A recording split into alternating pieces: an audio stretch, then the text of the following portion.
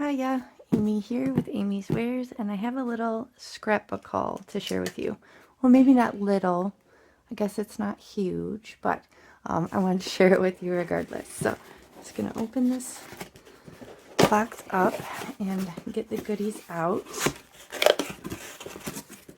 So, little packaging here.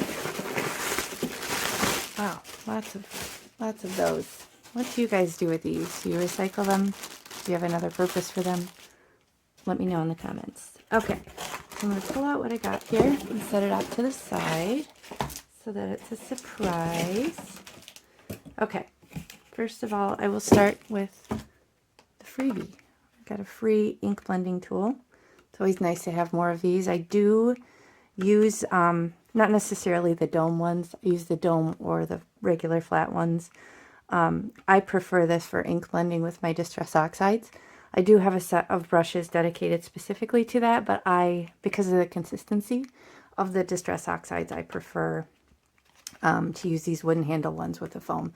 And then I also use these for like my gilding polishes and stuff, which will bring me to my first thing. I decided to get a lunar paste. I have a sneaking suspicion that this is very similar to the gilding polishes that I use. You've probably seen me use. In fact, I had somebody ask me specifically if they're the same. So I partially got it because I wanted to compare, and also because I didn't have a nice silver like this.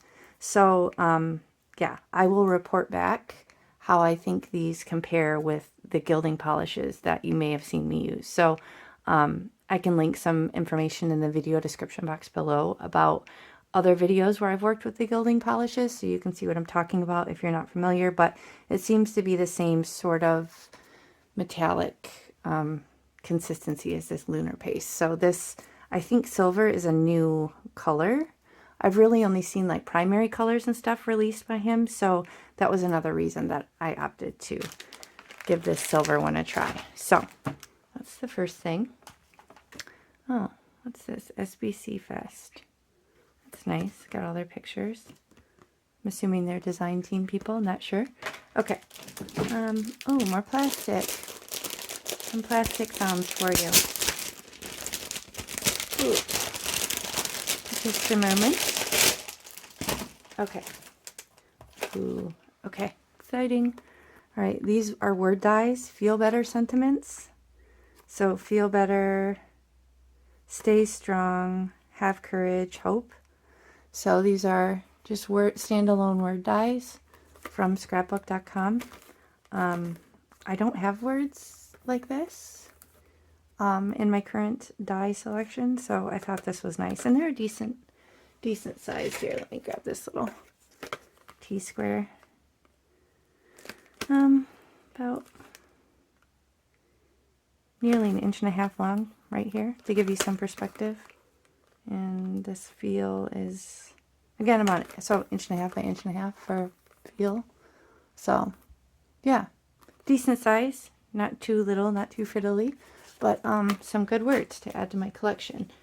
Okay, for another die here, we have Concord and Ninth, Just Saying dies.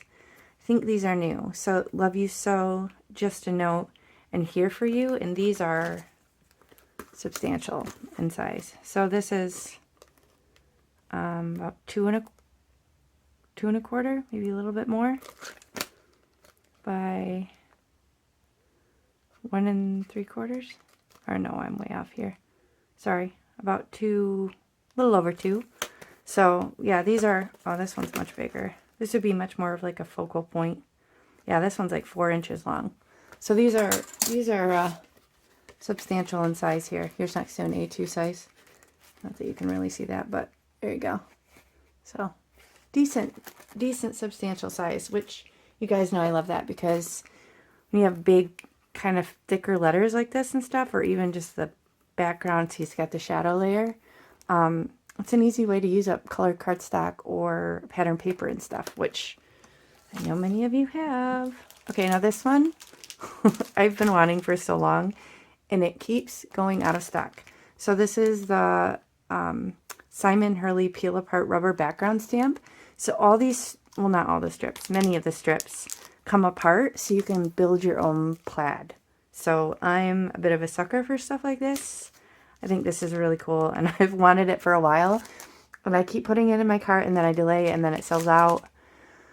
So yeah, finally got my hands on it. So peel apart rubber background stamp. So this is a 6x6. It's rubber cling, and again, you can pull out these little pieces parts and build your own plaid, or you could just stamp it as is, but it's got like cool texture. You can see kind of like striped, and I don't know, I'm just excited to play with that. I think this would be really fun with both my Catherine Pooler or my Distress Oxides, honestly. The oxides would kind of layer on each other pretty cool, so that'll be fun to play with.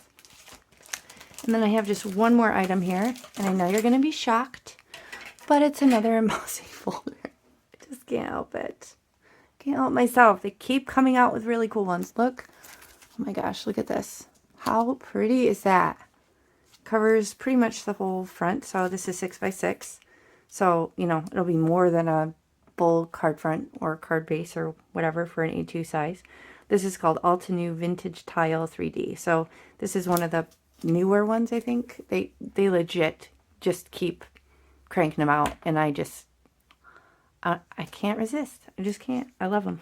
But anyway, so yeah, geometric 3D embossing folder.